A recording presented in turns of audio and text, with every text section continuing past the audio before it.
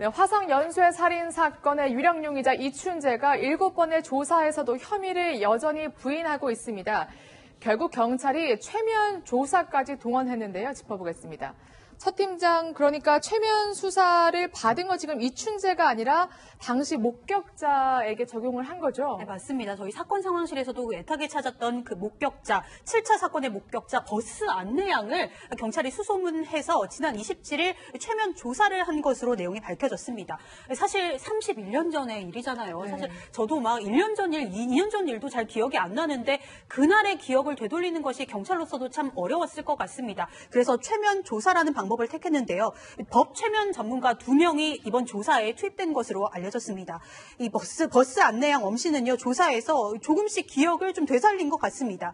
170cm의 못 미치는 키, 그리고 짧은 상고머리에 날카로운 눈매, 오똑한 코의 남성을 기억해낸 것으로 알려졌는데요. 그리고 이 과정에서 경찰은 이춘재의 그 젊은 시절 사진을 네. 버스 안내양에게 보여줬고 내가 본 사람이 맞다, 이런 진술을 받았습니다. 그렇군요.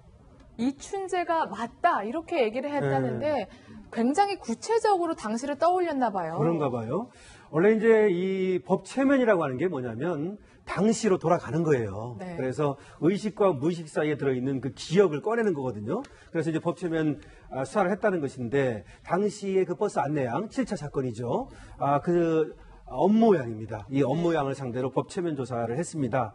그랬는데 그날 밤 24세에서 27세 되는 남자가 정류장도 아닌 곳에서 우유솥을 흔들면서 태워달라고 했다는 거예요. 네. 근데 사실은 거기가 그 7차 사건이 벌어진 범행 장소로부터 400m 떨어진 곳이죠. 네. 여기서 이제 태웠다는 것인데, 근데 문제는 이 남자가 그날은 비도 안 왔는데 이 아래 그 바지 딴이 다 젖어 있고 이렇게 상당히 많이 걸어온 듯한 이런 뭐 축축한 모습을 말이죠. 그런 모습을 하고 있었다는 것이죠. 그래서 이제 이것을 그대로 몽타주로 만들었었는데 이번에 법 최면 조사를 했더니 그때와 거의 유사하게 똑같이 다시 진술을 했다 하는 것이죠. 그래서 이 사람이 맞다라고 이제 업모양을 얘기했다는 것입니다. 네. 사실 이 법 최면 조사 굉장히 좀 생소하신 분들도 있을 텐데 제가 고백을 하나 하자면 제가 2017년도에 저기 보시면 어머. 최면 수사를 제가 체험한 적이 있어요. 저게 최면에 들어간 모습을 이제 찍고 있는 거거든요.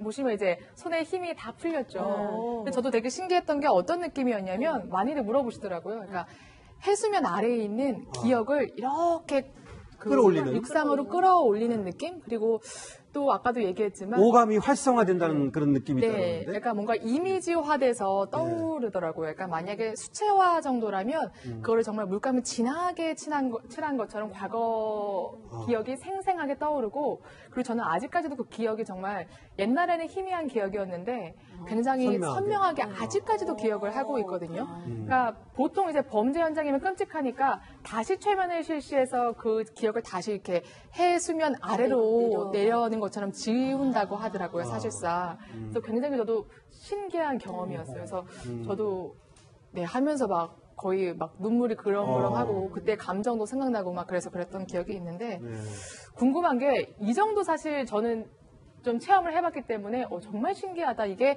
효력이 있구나라고 하는데 법정에서는 또 그렇지 않다면서요. 왜냐하면 이게 지금 말씀하신 것처럼 안개 낀 거에서 안개를 다 제거하고 선명하게 이제 그 거의 사진과 같은 기억으로 되살린다고 본인은 느낄 수 있지만 이 개인차가 있을 수밖에 없고요. 그리고 사람이 본인이 목격하는 게 또 제한이 될 수 있고요. 또 그뿐만 아니라 그걸 이제 다시 기억을 되살린다 하더라도 기억이라는 게 사람이 왜곡되는 이제 여러 가지 그 이후에 몇십 년의 상황도 있고 그 이후에 다른 간접 경험 또 직접 경험으로 인해서 왜곡되는 것도 있을 수 있기 때문에 이거를 법률적 효력을 그대로 인정하기는 좀 어려워요. 그러니까 이렇게 과학적으로 일정 부분 효과가 있다 하더라도 저희가 평가할 때 뭐라고 하냐면 이제 정량화하기는 좀 어렵잖아요. 네, 그런 거를 어떤 사람의 유죄를 인정하는 자료로 법적으로 쓰기에는 일정 부분 어려움이 있다고 생각하는 게 있는데요.